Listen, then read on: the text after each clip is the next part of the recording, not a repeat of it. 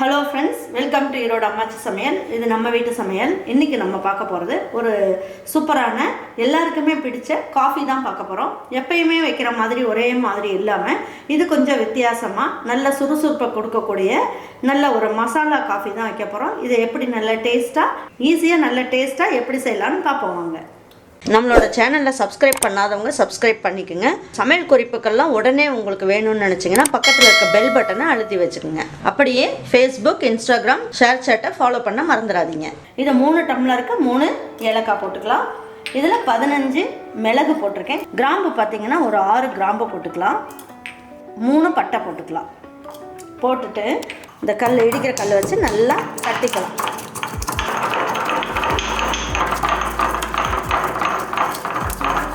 பாருங்க, இந்த அளவுக்கு பொடி பண்ணிங்கன்னா போதும். இதை ஒரு தட்டுக்கு மாற்றிக்கலாம்.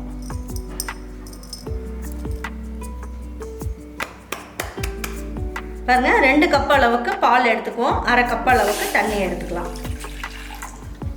பாருங்க, 2 கப் அளவுக்கு பால் ஊற்றிக்கலாம்.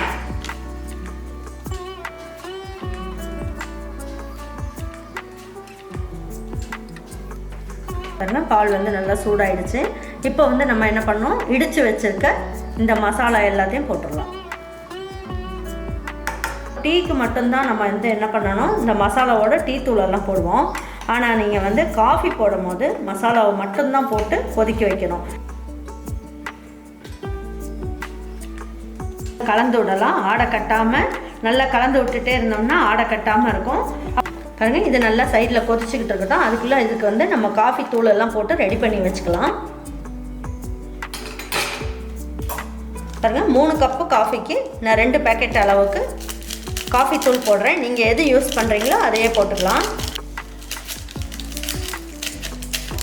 இப்போ இதில் நம்ம என்ன பண்ணலாம், 3 ஸ்பூன் அளவுக்கு சர்க்கரை போட்டுக்கலாம். உங்களுக்கு வேணும்னா இதில் நாட்டு சர்க்கரையும் சேர்த்துக்கலாம். இப்போ நல்லா பால் கொதிச்சுக்கிட்டு இருக்கு. இப்போ இதை எடுத்து இதில் ஊற்றிக்கலாம்.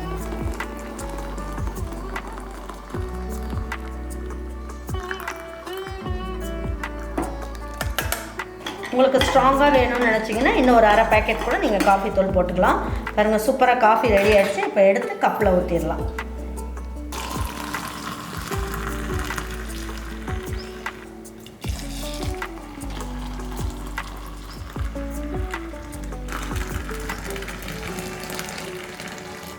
பாருங்கள், ஒரே மாதிரி காஃபி வைக்காமல் இது மாதிரி நல்ல மசாலாலாம் போட்டு உங்கள் வீட்டில் இருக்கவங்க பெரியவங்க எல்லாத்துக்குமே இதே மாதிரி ஒரு காஃபியை நீங்கள் ஒரு நாள் செஞ்சு கொடுங்க. அவங்களுக்கெல்லாம் பிடிச்சிருந்ததுன்னா லைக் பண்ணுங்கள், ஷேர் பண்ணுங்கள், சப்ஸ்கிரைப் பண்ணுங்கள், மறந்துடாமல் கமெண்ட்ஸ் பண்ணுங்கள். தேங்க்யூ ஃபார் வாட்சிங் ஈரோடு அம்மாச்சி சமையல். தேங்க்யூ.